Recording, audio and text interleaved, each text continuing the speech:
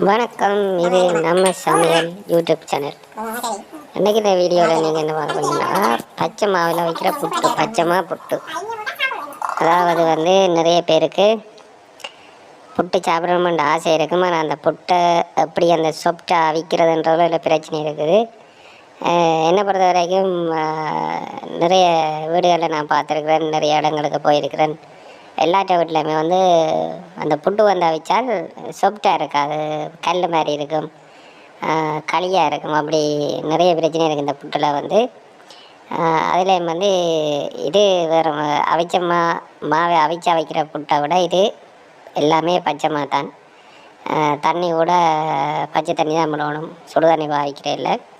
அப்போ இந்த புட்டு கொஞ்சம் இந்த வீடியோவில் பார்க்குற மாதிரியே நீங்கள் இந்த புட்டை நாங்கள் எவ்வளோத்துக்கு கசக்கி அந்த மாவை பதப்படுத்துகிறோமோ அந்த அளவுக்கு புட்டு நல்ல ஒரு சொப்டாக இருக்கும், தேங்காய்ப்பு மாதிரி இருக்கும். அதில் எந்த ஒரு கட்டியுமே இருக்காது. கடைசியில் நீங்கள் பார்த்தீங்கன்னா தேங்காய்ப்பு மாதிரி இருக்கும். எந்த அளவுக்கு கசம். இது கிட்டத்தட்ட முதல் தரம் ஒரு 5 நிமிஷத்துக்கிட்ட இந்த புட்டு மாவை பதப்படுத்தி அவிய வச்சு திருப்பியும் இறக்கி திருப்பவும் இதே மாதிரி பதப்படுத்தி ஒரு 5 நிமிஷத்துக்கிட்ட வைக்கணும். அப்படி வச்சா தான் இந்த புட்டு சரியான பருவத்துக்கு வரும். நான் அந்த வீடியோவில் கொஞ்சம் உங்களுக்கு ஷோட்டாக காட்டணும்ன்றதுக்காக ஸ்பீட் பண்ணியிருக்கேன்.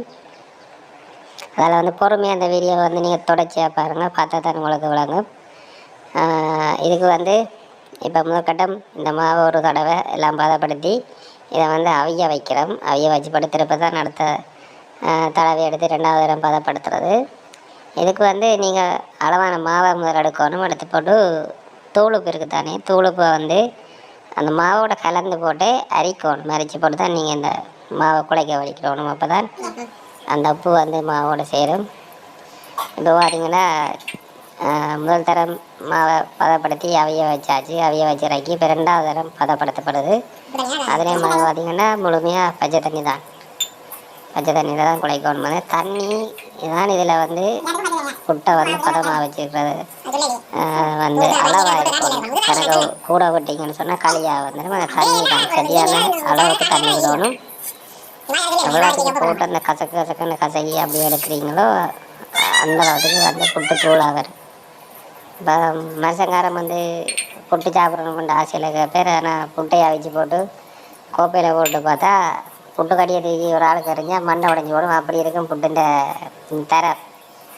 அதாலேயே குடும்பத்துக்குள்ள நிறைய புட்டாலேயே பிரச்சனை நிறைய வந்திருக்கு குடும்பத்துக்குள்ள.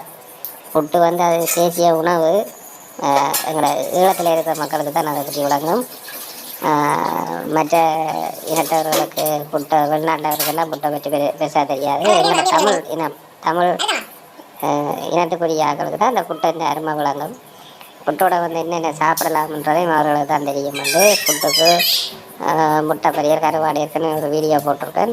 இந்த புட்டு நேரமை எங்கள் ஈழத்தமிழருக்கு மட்டும்தான் விளங்கும்.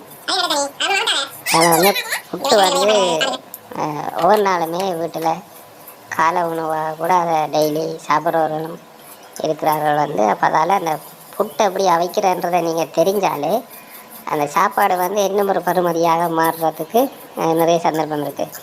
அப்போ நிறைய பேருக்கு, நிறைய பெண்களுக்கு உண்மையிலே புட்டு அவிக்க தெரியாது. விஷயத்தை எல்லோரும் ஒத்துக்கொள்ளணும். இல்லை எனக்கு அவிக்க தெரியும், நான் அவிப்பேன், புட்டு அவிக்க தெரியும் அப்படியே போய் முக்கை வாங்குறதும் இருக்குது. மேசன் மேட்ட முக்கை வாங்குறாக்களும் இருக்கிறீர்கள். உண்மையிலேயே புட்டு அவிக்க தெரியாண்டு ஒத்துக்கொள்ளணும்.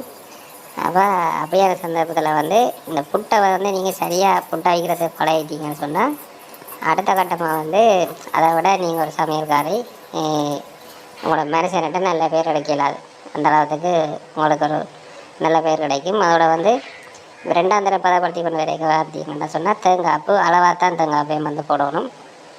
அளவுக்கு மிச்சமாக தேங்காய்ப்பு போடக்கூடாது. சில பேருக்கு தேங்காய் பிரச்சனை, சாப்பாட்டில் செமிக்காது, அப்படியான பிரச்சனைகள் இருக்குது. அதனால் தேங்காய்ப்பையும் அளவோடு போட்டுக்கொள்ளுங்க. தேங்காய்ப்பை போட்டாலுமே திருப்பி அடுத்த கட்டம் அந்த கசக்கிறது மாவை அவ்வளோத்துக்கு கசக்கி உருட்டி பதப்படுத்துகிறோமோ அந்த அளவுக்கு புட்டு இலவாக இருக்குது. இந்த புட்டுக்கெல்லாம் பார்த்திங்கன்னு சொன்னால் நண்டு கறி இருக்குது. அந்த நண்டு குழம்பு அதெல்லாமே நல்ல சுவையாக இருக்குது சாப்பாடுக்கு. அதில் அப்படி நிறைய சொல்லிக்கொண்டே போகலாம். புட்டை பற்றி சொல்கிறேன்னா நிறைய சொல்லிக்கொண்டு போகலாம். புட்டை பற்றி பாட்டே பாடியிருக்கிறாங்க. புட்டை பற்றி இப்போ பிரச்சனை கூட நடந்தது. இப்போ வந்து 2வது தடவை இந்த புட்டை அவிய வைக்க போகிறோம். 2வது தடவை அவியக்கில் வந்து அவிய வச்சாலுமே வந்து பார்த்தீங்கன்னு சொன்னால் இந்த புட்டு நான் நீதிப்பட்டியில் வச்சுட்டு வீடியோ எடுத்துக்கொண்டே நின்றேன் நான். ஆனால் குறைஞ்சது வந்து ஒரு 3 நிமிஷம் அந்த அடுப்பு நெருப்பு சரியாக இருந்து சொல்லுங்கள், சரியாக ஒரு 3 நிமிஷத்தில் அந்த புட்டு வந்து அவியும். இப்போ பார்த்தீங்கன்னா புட்டு அவிஞ்சிட்டு நீட்டுப்பட்டியில் பாருங்கள் எப்படி இருக்கு அந்த புட்டு வந்து அப்படியே என்ன சொல்கிறது இறுக்கமாக இருக்காது, அப்படியே லேசாக இருக்கும், மேலாலே இருக்கும் புட்டு. அப்படியே மட்டும் நான் ஜம் பண்ணும். அதான் சொன்ன பஞ்சு மாதிரி இருக்கும், ஒரு தலையணிக்க வைக்கிற பஞ்சு மாதிரி நல்ல ஒரு சாஃப்டாக இருக்கும். இது அப்படியே கையால் எடுத்து உறுத்துனீங்கன்னா அப்படி தேங்காய் பூ மாதிரியே உருந்து கொட்டப்படும். இந்த வீடியோ பிடிச்சிருந்தால் லைக் பண்ணி ஷேர் பண்ணுங்கள். நன்றி, வணக்கம்.